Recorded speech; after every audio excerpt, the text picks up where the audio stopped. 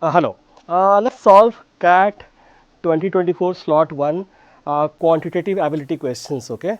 So, there are 22 questions. Let's see one by one. Okay. Now, the selling price of a product is fixed to ensure 40% profit if the product had cost 40% less and had been sold for 5 rupees less, then the resulting profit would have been 50%.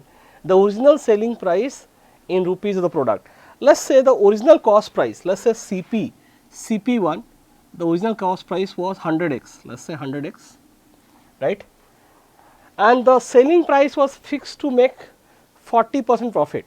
That means selling price was decided as to make 40% profit. The selling price was 40% more than this. So, 140% of 100x. So, selling price was 140x, that is previous selling price decided, right. Now, let us keep this 5 rupees aside for the time being. Now, the resulting, if the cost had 40% less, okay. So, if the new cost price, the cost price, let us call it CP2, if it had would have a 40% less, 40% less means it would be 60 per x, right, 60% of 100x, 60x.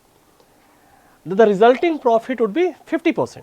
So, the selling price would be, okay, 150% of this, right, 50% more than this. So, it will be 90x, right. Okay. And now, they are saying that it had been sold for 5 rupees less, that is the new selling price is 5 rupees less than the old one, right. This is the old original selling price, this is a new selling price. So, this difference 140x minus 90x, this is given as 5 rupees, right. So, this will be 60x, right, okay.